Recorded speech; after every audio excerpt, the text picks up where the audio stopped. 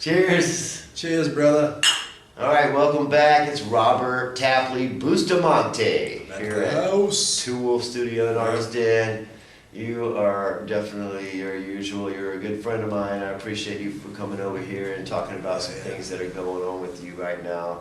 First Friday's coming up. Oh, yeah. ArtsConnect is like one of our biggest supporters when it comes to First Friday. You know it. What's going on with you this First Friday? Well, man, like ArtsConnect is great. So basically, the general idea is to reopen the space. As we know, from COVID, shut down a lot of businesses and stuff like that. Yeah, everything's been closing down. Yeah. So there hasn't been much action there for the past easy year, maybe 16 months or whatever. So it's spring. Just trying to say, hey, we're that we're kind of things are coming alive again. Then basically, so.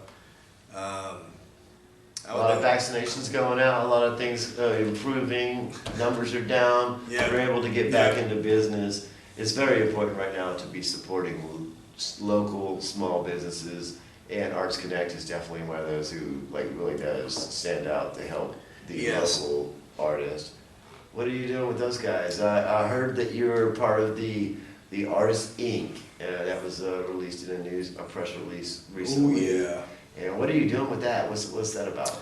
Basically, Artist Inc. is an opportunity for me to develop as an artist. I know it sounds obvious, but I've reached certain levels of my craft where, yes, I can paint, yes, I can kind of do certain things, I can render certain things, but there's a whole business side to art that people really don't teach you. Sometimes it's not just sometimes it's finances, and sometimes it's just having a 3-year outlook, 5-year, 7-year, 10-year, where do you think you'll be? What kind of goals do you have now that you couldn't possibly even know how to do now, but you might have a goal for that? Well, how do you set small steps to get there? Yeah. Things like that. So it's making me kind of like have this introspective look at myself a little bit, which is never comfortable. And where did that get you? What kind of goals are you hoping to achieve? Some of the stuff is really, I can, it's kind of like you have a flashlight. You can just only see so far ahead of you. You don't have these bright lights in this room, and everything's lit up. You can say, oh yeah, way in that corner. It's more like you're just kind of walking. So sometimes it's like that. So I can kind of see maybe 3 years out, 5 years out. I kind of see myself getting more into like textiles. Maybe doing a line of like custom blazers, because I've been doing something for a while, like spray painting and customizing blazers, mainly for parties and stuff, because you don't want to walk into the boring coat, like who really wants to do that? That sucks, So when you can have some custom clothes, and I just know like you feel good when you have something that's unique, something kind of that'd be the path I go. So maybe besides spray painting them, I would basically maybe just make the whole textile, have someone make it for me in a certain style. But something like that's kind of nice. I see myself getting more into. More like public expressions of art, really. Not really just so much painting on the canvas, but maybe like the whole room itself is the art. With the lighting and everything like that. It's not just the stuff on the walls, but it's more like the lighting and how you can make someone go from one mood when they enter the room to a different mood when they walk out through this little course you say. That's kind of interesting. Yeah. So how is taking the step of being part of Artist Inc. included in your goals? Basically that a lot of the stuff you just learn just by abstance. Unless you go to some business school, I'm not even sure if they even have any such thing as like art business school. Usually you just go get a degree like me, you get your BFA, and they just kind of kick you out of the bird's nest, and you're just kind of flopping around, kind of going great. Right. And you're just literally trying to just dog paddle to get a hold of your own craft. Maybe do I like acrylics? Do I like spray paint? Do I like whatever? And then for me, I found that mixed media works best because I kind of like spray paint and acrylic. It gives me best of both worlds, and it gives me the freedom I didn't have before. So I just use whatever tools I can get my hands on sometimes, and sometimes they're unorthodox tools, but they can help you execute things faster, like repeat patterns even. How do you cover up a 45-foot wall when the client's only got ideas for 12 feet of it? You have to figure out something else going on for the rest of that. Right. And that's often left up to me to kind of go, okay, and then artist things help me to kind of write some of those ideas down, and what are your strengths, what are your weaknesses, things like that. What do you excel at? How do you think you're perceived versus how you really see yourself? So like some of it's a little bit kind of weird because everybody likes to turn the spotlight back on themselves. So is Artist Inc. a class for you guys that were accepted into it, or is it a learning for you guys, or are y'all teaching other people? Basically that Artists Inc. is like nationwide, it's in all the states, and they got like little chapters. They're in KC for a while. I just didn't really feel like I was at that level yet, so I'm like KC, and then this opportunity became available. I was kind of like, well, do I have the time for it? And I kept thinking, well, how can I not have the time for it? That's ridiculous. Like, make time for it. Yeah. And they chose 25 people in Topeka, and I was one of those. And then they got 25. Yeah. And they got 5 group facilitators, basically. So they facilitate, and mostly like mentors or someone that's maybe a little more advanced in a certain area that you are, and then they break each people in like 6s in each group or whatever. So you get these mini groups, and you get the big group or whatever. But the whole thing is just to get a kind of like a big swirl of your peers kind of going, and then you got this open range for discussions, collaborations, certain things you couldn't even possibly figure out on your own until you get other people involved, and that's what's kind of interesting. So like for me, I just kind of stepped into the unknown. I was like, okay, like whatever that is, I want to try to challenge myself and challenge my own assumptions, and just kind of say, okay, how can I do better, or how can I learn something else to make this process go smoother next time it happens? Like contracts, contracts, or just your finances, how you do your social media campaigns, and things like that. So some of that stuff is being discussed. So it's kind of nice. I mean, ArtsConnect has always been, again, I'll say it again, very supportive in the arts here in Topeka, and now they're in Noto Arts District. I met you in Noto Arts District. Yes. You know, years ago, awesome. You came to one of the 2-block chalk walks that we did. That's fun. I think that was like one of the first times I met you, and you came up to the gallery, and we've been getting along ever since. Is there anything happening in Noto this weekend going on for First Friday? Yeah, me, this guy. Yeah, what's up? The big Barbarino. I basically have just an art show. I haven't had a solo show here in my town, honestly. It's my hometown. So this is where you're from, yeah. Yeah, so I never had a show back here in my own neighborhood, basically. It's been in Kansas City or other cities or whatever. So so you have a solo show lined up? Yeah, and it just kind of fell in my lap a little bit. I mean, there was some kind of rumblings back in November, December, and part of my fear, possibly, if I can say it, was that there wouldn't be a big enough turnout. And my first show in my hometown, and then like 17 people. Yeah, of course. I'd be like again painting those brown ladies and bringing them back to the French Society and back to his hometown. And they just collapsed his heart because nobody showed up for it. Like the society didn't understand what the F he was painting.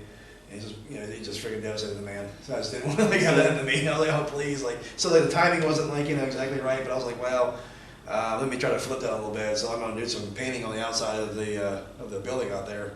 I started some purple orange mountains probably 2-3 years ago now, something like that, like 2 years ago, and I just kind of stopped where I stopped because I wanted to honor the other murals there, because there's almost like there's 3 good, there's 3 murals. One was good. Where is this located again?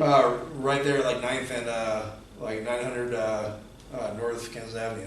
Okay. So it's like right down the street from the wheelbarrow, basically. So basically. 2 of the murals, the gas station there. Yeah. So the 2 of the murals are good, and then one like junky. So I just kind of did my thing. But I recently got a call in December by the artist who had done the second panel. She's like, "Hey, like my health's not so great, and I give my blessings to you to do whatever you want to on like my piece." And I remember she had like some sort of a deer and possibly some other cool stuff going on. So I kind of had this idea in my head, like I don't want to just come in there and mob over her stuff. I want to come in there and incorporate what she's done. And you can still see the deer. I took some pictures today, so I was kind of doing some scene photos of seeing like what I got to work with, Yeah. And I think I can go in there and incorporate some of my mountains that extended, then keep her deer, and then maybe dust around, put some sky kind of behind there, and then maybe draw some gnarly deer of a head, like made out of diamonds or some crazy stuff, and then like try to give an homage to it, but I don't want to completely just buff out what she's done. So you got the show going on in the ArtsConnect building, which is downtown, which is in Noto Arts District, 909. Yeah. Kansas Avenue. Go check it out over there. You got some new work that's going to be going up? You got anything interesting you want to give a little verbiage about? Yeah. Wet the throats. Yeah, wet your throats, everybody. Yeah. So, is this the show you've been hoping for? Whatever you're talking about, you're going to be your first show coming back to Topeka, the first time that you've really had a solo show. Are you ready, or is this the show you've been wanting? I think that sometimes that there's a tendency to fantasize about what you think it will be, and then there's the times that the opportunity's looking at you, and it might not be the exact timing, it might not be something, but there's something that I can work with it. So the thing that gives me a little bit of hope is I don't have to run the whole room. There's like an existing show that's going to be behind a video screen. I'm going to project parts of my videos on there. I'm going to have maybe half the room basically. So I got like. So part of your videos of you painting on. Previous projects, like a mural in KC and then several here in Topeka, and just kind of like loop those videos and then give people an opportunity to watch them, because some people haven't seen them, people on Facebook, but some people haven't seen some stuff yet. And part of my idea today was I wanted to have a retrospective, really, kind of like you walk in to the left, this is some early work, I might have a piece of mat board, I might print up some stuff and put some sketchbook pages in there, but I want to give some artifacts to what the piece is, because oftentimes you just see the finished piece, and you see all these finished pieces that are like, but then to me part of the story is like, oh, here's where I've started, and I might have certain kind of fixations and things, whatever, I kind of work past some of that, and then you get to another kind of level of what other areas of what you want to try to like paint about, and it's nice to see that transition.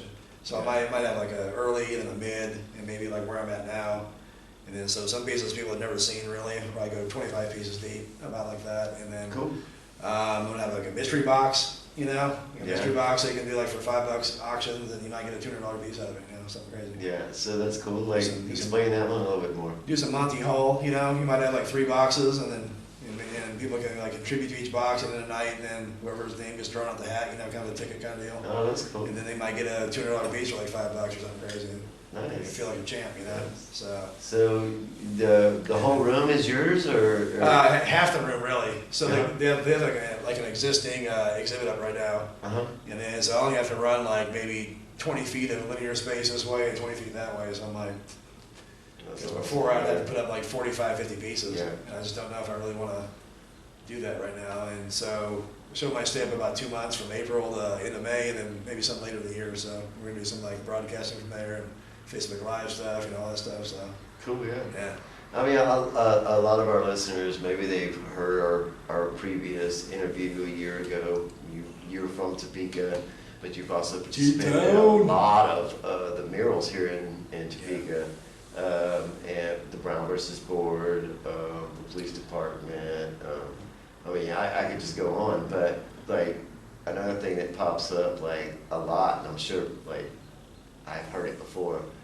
Like, what's up with all the bees? The bees! What's up with the bees, bro? What's up with the bees? Well, funny enough, I mean, the bee is the state insect of Kansas, so that's probably that, and obviously the sunflower, that's the state flower, so it was just a matter of time for a client, I thought that was a great idea, and it's interesting, how do you weave in bees, and obviously the bees will go through the flowers, but how do you weave that into the bigger narrative of the piece and actually make that work and make the client happy, make myself happy. And so part of that just started because I did a mural downtown at it's like 9th and Quincy, like right there, like right between 9th and Quincy, right behind the Stars Hotel, basically on the other side of the street. Right. So the Zimmerman building? Yeah, the Zimmerman building, exactly. Yeah, so basically the walls are 12 by 40 feet or something like that, 12 by 38. And then just the general idea was just to use the state insect, state flower, and then to weave in the 19th Amendment for women's right to vote, because Kansas had an early role in that. They were like the first state in the whole entire Midwest to kind of push towards that. So it was kind of a bold move, And then they were like the 8th state in the union to ratify the 19th Amendment. So some of that's some hidden stuff in there. So some of that us artists might do is that, like, I don't really admit this to anybody, but I had to paint bees on there, so I purposely put 8 bees in there. So there's like 4 here, 1 there, 1 here, and a couple here, but there's 8 bees because it represents Kansas being the 8th state. So there's all this kind of like symbolism in there. Yeah. And then you just got like, cool. And I want people to look at something and maybe get, a couple different reads out of it. And they didn't count them, or they didn't think they counted them, or why did that matter? Did I just happen to pick 8 out of a hat? Nope. For history, so. Yeah. Yeah. But you definitely didn't stop there when it came to bees, because I've seen a bee out in the East Topeka. We have a bee out there on the graffiti wall. Oh yeah, that's right, man. We got some bees going on, so I love it. I love the idea of like what the thought that provokes for people.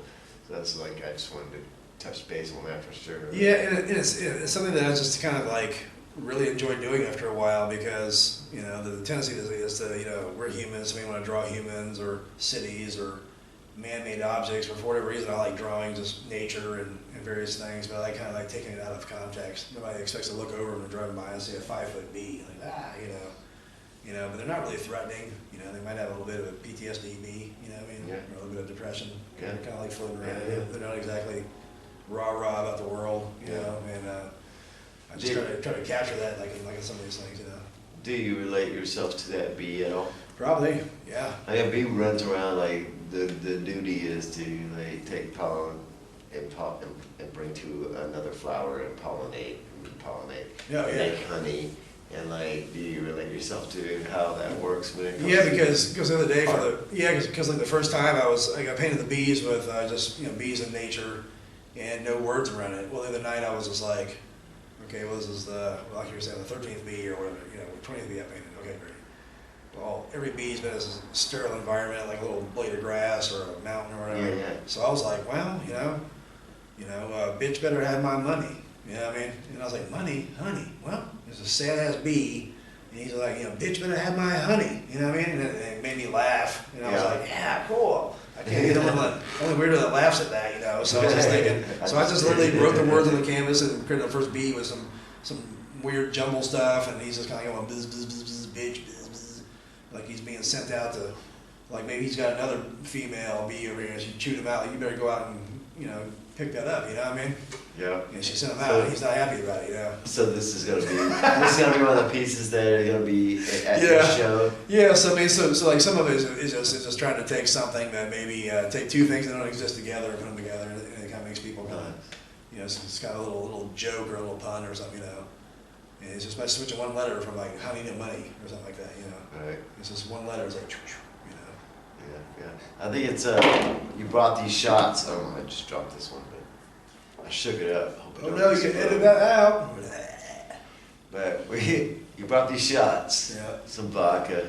Which may or may not be a good idea. Because because we partied together. We usually have fun here at Wolves, and you know. So this is like, we just want to like have a big cheers to that right there. Yeah. Yeah. Some combo number 2. Some hotel vodka. Oh, yeah. All right, bro. Cheers to you, brother. Cheers, man.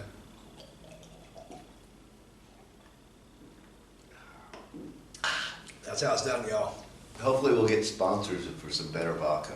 Yeah, that is many years of experience you just witnessed right there. You know, at least 2 decades. What's a normal day like in the world of Robert Tapley Bustamante? Man, let me tell you, I don't know. I don't know if you're really ready for that, but yeah, man, I'm ready. Let's do it. What's the day in the life of your band? Wake up. There's a lot of artists that you're definitely a professional artist, and there's a lot of artists with talent that hasn't pursued it as much, and they're like, here's a professional artist. How do they live? Because I know I get that sometimes. Like, really, is this your full-time job? And I'm like, yeah, this is my full-time job. Yeah. So give a little bit of insight of a day in the life of Robert. Yeah, pretty much. I have to have a lot of latitude. Like, I generally wake up. I mean, sometimes I alarm clock if I have to, but generally I just kind of rouse around about 9:30 or so, and just have some coffee and a smoke maybe, and just chill. Yeah. And just try to collect your thoughts, But generally, it's like you already got the same shopping list from yesterday. You're just waking up going, oh, I still got the same shit I didn't do yesterday, now I gotta do shit today. That's fantastic, you know. So you're like, so you just try to chip away at that list a little bit. But sometimes, like I've been trying to add some structure to my day because, like, you know, the nature of being creative, you're just kind of a little flighty, or at least I am. And I don't need a lot of structure. I don't have to have a team meeting at 9 a.m. or whatever. I can set my own goals. I can set my own stuff, but the blowback to that is sometimes that I'm not exactly structured with it. Yeah. Like we're not very good bosses to ourselves sometimes. Sort of time is kind of rubbery for me, you know. Like I can kind of like, oh, I said 1, but hey, it's 4, you know, and I'm kind of getting to it, you know. And then that sometimes doesn't fly with some people, so I'm kind of working on my rough edges like that. I think that's definitely something that if any artist wants to be a professional artist, they really gotta figure out how to manage their time efficiently, because we are kind of lax to ourselves sometimes. We're like, yeah, I'm gonna get to that, you know, and so being our own boss sometimes is like a big challenge. It's not always like the actual painting or the project that we may be into. It's that the fact that we can set our own time, like, yeah, I'll get to it. So it's very important to like really like be able to make yourself do those kind of things, right? So the thing I've been really working on is trying to be more proactive in my communications, more forward thinking and proactive. Sometimes in the past, I would, as a younger artist, I would talk to a client, like, okay, I'm interested in that project, yes, and then you wouldn't hear from me for like 10 days. Yeah. That's not exactly confidence building, you know. Right. So like they reach out to me, hey, just checking in, you know, some weird message like that. I'd be like, oh yeah, kind of big. Yeah, I was going to paint something. Kind of like Big Lebowski. Right on, you know. And I wouldn't really get it, but now I'm kind of like, okay, I need to like set an expectation or do certain things to make them know that yes, I'm committed to this or whatever. And then once you learn some of those things, it kind of nips out of the bud a lot of the weird static that could possibly happen in business relationships or whatever, because the client sees you're trying, they see you're, you know, maybe you're annoying sometimes, say too much, but you're just like, hey, I'm like thinking of you, and here's what I'm thinking, you know. And when you get some time, then let me know about that, and you put the ball back in their court, so they're not like wondering what's going on with you or what's not going on with you. So for sure. So what's one of the things that like you wish you'd have known 20 years ago, you know, that you know now when it comes to your art profession? Well, I mean, this is not polite conversation, but just basically a lot of people have. We're not always polite around here. Right. Come on. Yeah. A lot of people really have their head up their ass. So it's just kind of like, okay, I don't know why that happens, but you're trying to convince me of something that is just absurd. So no, I don't have to agree to your construct. I don't have to agree with the way you structure the question or whatever it is. You know, I mean, whatever word trickery you try to, you know, it's just like, you know, and sometimes that I don't like the way people ask me a question. So I'm kind of like, in the past I used to bristle about that as a younger artist. Well, now I take control and I kind of go, hey, can you please reframe the question? You know what I mean? People hate that. I don't know, whatever reason, but you give them a little brush back. Can you answer that a different way? What do you mean? Yeah, answer what you just answered me without the snark and the sarcasm, you know, and answer a different way. You know, take 3. You know what I mean? And kind of like, you know, but you have to kind of explain what you didn't like about the first, because your first question is leading, and it's kind of leading me down a path. I don't like your path. You know what I mean? So learn how to express yourself back to other people that give you fucking some stupid or like know that you have the personal power to give a little pushback. You're not a rag doll. You don't have to just sit there and answer the questions. It's more like, hey, I appreciate the question, but can you kind of finesse that a little bit, because that was a bit clumsy. You know what I mean? Yeah. You know, and I don't know why it's clumsy, but hey, you're asking a question, not me. But that has happened in this case. But it's just like in other cases, it's like the question itself is like strange, you know, and it really makes you kind of think, like, what is going on here? Are you really trying to seek an answer that's truthful, or are you trying to capture something that's like sensational, possibly? Yeah. You know, I'm not really interested in like the sensation part of it. We've been trying for a long time to make Topeka one of the, you know, a great arts town, and I give a lot of props to Barbara Waterman Peters for kind of getting that started. That lady is incredible. Yeah, she's amazing. I like kind of painting her. The things she's done in Topeka with the arts just totally has to be mentioned every time. She's amazing, for sure. I thought I knew her stuff because I saw some stuff, and then I went to the library show, the Topeka Public Library, and she did a piece that I didn't know her hand touched it, and that's how I knew that I was blown away. Because there's usually little tells you see in an artist, like, oh yeah, she did that. Yeah, this one was like some graphic design kind of statement, and it really blew me away. She's been like really focused on making Topeka a great arts town, and whenever you're here, you're a professional artist, you're doing it. What do you say can make it better? Like, how can we even do it better? Because great is always going to be growing. So we have become a bit of an arts town. We're becoming a greater arts town. How can we help achieve that? I think that it is literally there are like a few words that are very critical. There's like a couple of like words that begin with C. It's like you can be very you can be like very collaborative.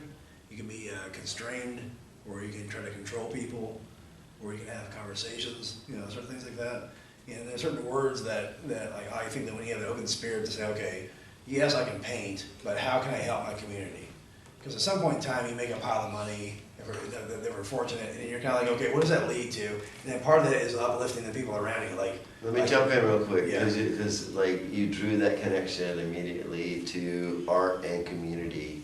Like that's a super important thing when it comes to art. So I just want to like point that out and say like, how do we bring that community into the arts? Like, how do we bring them in? Well, what do we do? What's part of it is almost like you're, you are basically providing a different definition for what art is. People think art is some square on the wall, but if you can show them like, hey, there's a bullshit wall with graffiti and a bunch of terrible stuff on it, and then now it's a beautiful wall. So when you walk by that with your smoke, you don't feel as threatened. You feel better about your environment. You feel better about your surroundings, and anyone that feels better about their surroundings is going to be a better person, I would think. So, because you're not walking by a creepy wall with terrible stuff on it. And sometimes part of the walls I get maybe like, yes, it's a corporate business, but sometimes some of the walls I get are like some burned out wall that literally the city's written them a ticket and go, hey, if you don't fix this crap, you get a fine. So they're like, hey, we got to hire some guy to solve this because, and so sometimes I'm solving the problem. So I've been trying to like zero in on like what problem am I solving? Not so much am I this artist or am I this good or this famous or whatever. But like what problem do I solve? And then sometimes I solve 4 or 5 different problems. You know what I mean? Yeah, let's solve a problem right quick because you're part of the you were part of the skate park. How do y'all title it? It was the Rip-On Skate Park at Washburn, like 22nd on Washburn. Yeah. They like Burlingame for all And you're a part of the art over there that was being created, and it's permission. But a lot of people have went out there and went over the top of it and stuff. Like maybe these people think that they're welcome to do that because they see others spray paint there, and then they say, why did my stuff get covered up? I wrote my name. So give us a little bit of rules so that people could understand what's going on out there. Yeah, I mean, there's like probably a couple different set of rules. One is the general street rules of tagging. Like if you see something, you have to know if you go over somebody's stuff. Sometimes you go over by hair maybe, but if you come all like mobbing over the stuff, you're making a statement that like, F you, I'm going to go over your stuff. Yeah, and then guess what? That's going to trigger a response from said person when they come back there and go, hey, who's the bullshitter that put their shit on top of my shit? You know what I mean? And you're kind of like, no, that ain't going to fly. And then so they make a response to your response. And they kind of, So for me, like I never got into the street battle so much like that. Like I just saw someone's stuff and I thought it was whack, and I'm like, well, I'll let the streets take care of whack. But street rule is kind of like what, like tags. Well, some people have manners and some people don't. So ultimately, you should be like, hey, that's a piece of beauty. I'm not gonna put my on top of that. So my general rule is like if you can paint something better than the other guy, then you layer it on top of it. And so I might have done a piece, and it might ride for a day, it might ride for a week, it might ride for 6 months. And somebody come in there and go, I'm going to roll on top of that. Well, you better have a better idea than me. Because don't put a turd on top of my awesome piece. And for people that really don't understand graffiti, when you say ride, like talk about that. Like that's really that's how we know our piece is standing. Yeah. Right? Yeah. So the whole street art thing is just like basically like laws of the jungle, basically. Like you see something and you give it respect. You're like, cool, I can feel the vibration of that. That's awesome. Maybe I don't like all of it, but hey, by a whole, that piece is dope, and I have to walk by that to get smokes every day anyway, so thank you very much. Because that was a boring-ass brick wall before. That was it. Now, other times people see it, and it triggers a response. They're kind of like, oh, hey, F that. I don't agree with that, and I'm going to, not only disagree with it, I'm going to go grab some red paint and splash it on and destroy that so that no one else can enjoy that beauty as well. Right. And sometimes we as street artists will be like, okay, well, is that an aberrant reaction, or is that something that was expected because we didn't know the turf or we didn't know what we were putting up? Certain things like that happen. So, but your reaction is always fix it, right? or make something new, but never let it ride that they could just like Well, destroy it, right? yeah, I mean that sounds a Let bad. them destroy it and then let it stay up like that. No, because that communicates the wrong things. Like you're some absentee landlord and you're not checking on your own stuff. So like, it's only happened a few times, but something I put a lot of heart and energy into. Somebody came and tagged that, and then you start. No, I like that. And then you start looking at it like, okay. So I had this moment of truth too, where I was like, ooh, should I get on Facebook? Should I be like, someone hurt my shit, And I was like, nah, man, don't even give it air. But bro, Just go mob that out, because I'm going to talk about it for 3, 4, or 5 hours. I can literally correct that in 45 minutes to an hour. Shut up, correct it. You know what I mean? Bro, I love the way you just said absentee landlord. Like Absentee landlord, yeah. Dude, that's like, that is really what happens though. Like, I go check on the graffiti wall all the time. I'm sure you check on your pieces. Yeah. And that's another reason for whenever people are getting like graffiti, like just some ding dongs drawn on the wall, like just dumb stuff. And they decide to use a mural to help detour the graffiti, or not graffiti, but I just call it vandalism, to help detour the vandalism. Like that right there is like kind of the reason why we do that is these people that want to hire us to do that, they're actually not only hiring us to paint something, they're also hiring us to monitor this wall. Yeah. Like it's definitely an investment for people that are going through vandalism with spray paint. Almost as if we were like stewards. Like, as if we could like... Because we have that respect for the arts, so we are kind of stewards of the arts, yeah, for sure. Yeah, and that gets into a kind of a fine line, because I am all for like expression. I'm all for like even some chaotic expression. Me too. Yeah. But there's a time and place for it. So like some people go back to the rip-on thing. It was beautiful for about a week and a half, 2 weeks. And then guess what? All the yard apes run in there and start drinking beer and start spraying around, and it's been the place of a freaking wasteland. So, and some of that can be frowned upon. Some of that can be like, well, you made your point with what you had for 2.5 weeks. There's a BMX thing that was filmed for some ESPN thing there, and we made a go of it. We got rid of some of the offending kind of things. But that's what street art is. It's kind of like the voice of the voiceless in a way. Yeah, I've experienced a lot of the same stuff over there at the graffiti wall, And so one wall is permission wall only, and that's the west facing wall. Yeah. And so that's the one that people see the most. But then you have the back wall and the other wall, the west facing, and what is that? North? South? Yeah. I don't know which way it is, but that wall, is open. Like anybody can go in there anytime they want to and paint and stuff. Yeah. But see, that's also like creating the structure, I think, Well, because you are giving someone like an outlet, like, hey, don't go piss on that wall exactly. Like there's a place for that. Like to. Yeah, if you want to paint something fucking badass on one of the free painting walls.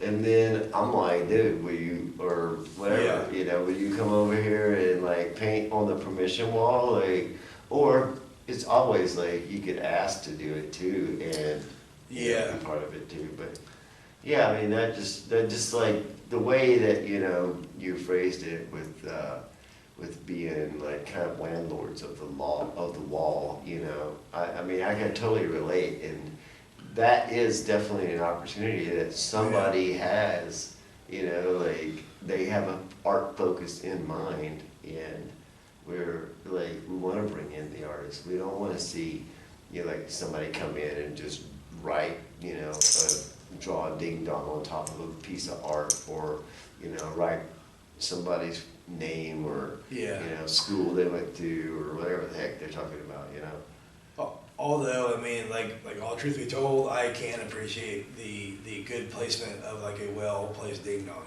Like on a piece of it. I know you do, man, because I've seen you just draw and have fun, so I know you do. I mean, I'm like, well, I might disagree with the shape of certain things, but in general, you got the right area of the ballpark, friend. So thank you. I mean, I'd be silly to deny I drew painted a giant penis and actually sold it.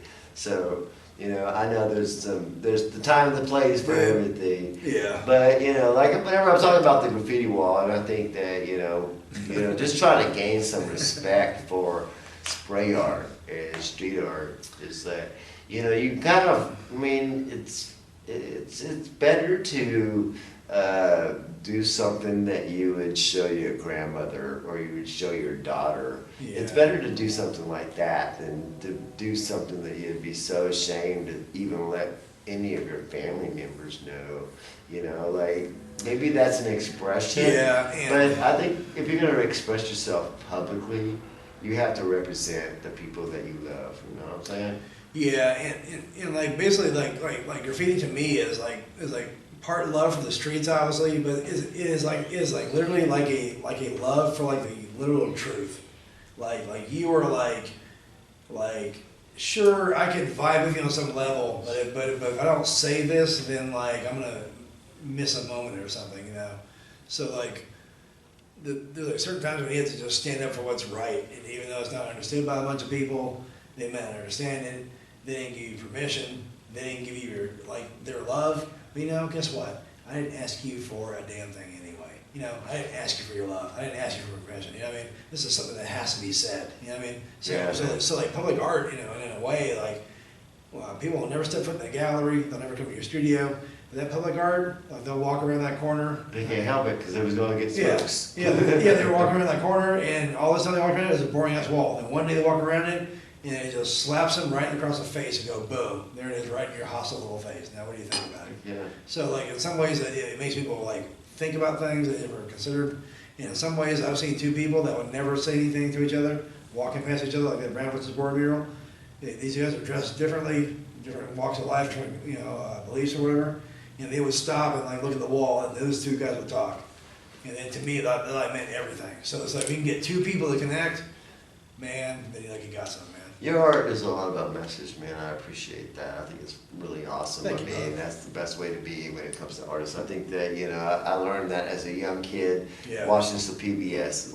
Your responsibility as an artist is to help bring attention to things that need to be brought attention to. And then sometimes some of those things are doesn't make you comfortable. I'm not trying to draw, a nice sunny day. I'm like, hey, there's things being. Right. There's certain death over here. Are you comfortable with that amount of death or something? And I ask you essential questions, and then sometimes you find out that you're not, and then you're like, okay. Offensive to some, but thought-provoking to all. Yeah, and then to art, to me, art obviously has a beauty to it, and then sometimes it has chaos and something absolute horror to it, But all that tells like a full story arc, it really allows people to connect to it. It may make you uncomfortable. You know what? It should make you uncomfortable because I was uncomfortable when I was painting it. So thank you for acknowledging that. It's not an insult, So some people look at you like, oh, I should like your stuff. It's like, well, no, maybe you shouldn't like it because I didn't really like making it. Really? Yeah. No, it's true. Get into it. And come see his art. Come see Robert Tapley Bustamante. Oh, yeah. Over at ArtsConnect at 909 Kansas Avenue. First Friday, opening night. He'll be there to have conversation with you. Meet this guy. He's an awesome dude. And, man, thank you so much for what you're doing here in Topeka. Man, but just to carry us out, what's your foresight on what's going on in Topeka? What's going on? Considering the virus, considering all this stuff. Yeah. What's going on with the arts? Are we coming up? Well, yeah, especially Topeka is doing something really incredible. Most cities don't have a structured art organization. There's just a bunch of lack of a better word, pirates, just rebel rousers, and we got some talent, and we're trying to make a difference. But there's no overarching kind of hand in the glove kind of running things. Well, ArtsConnect is a hand in the glove. Alexander plays a part with that too.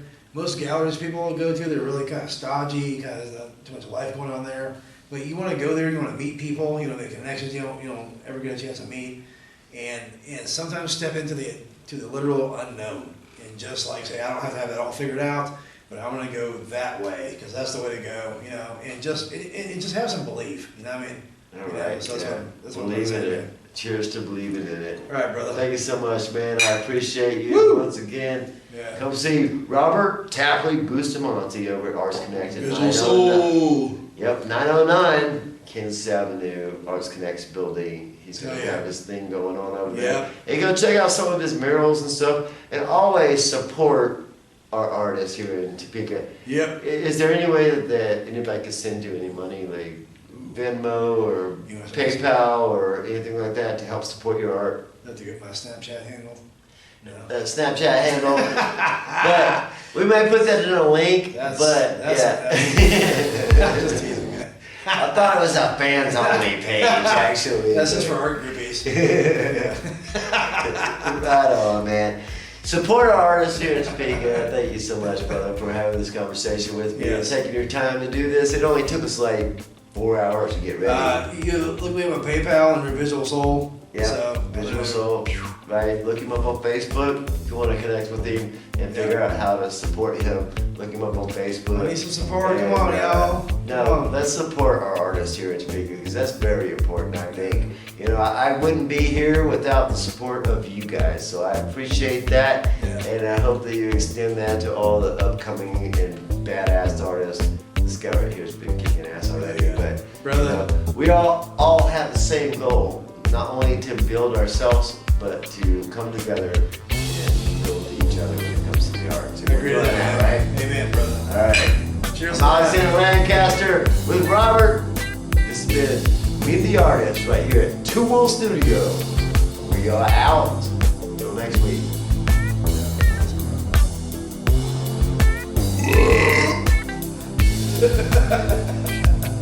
No, my ass. Until next week.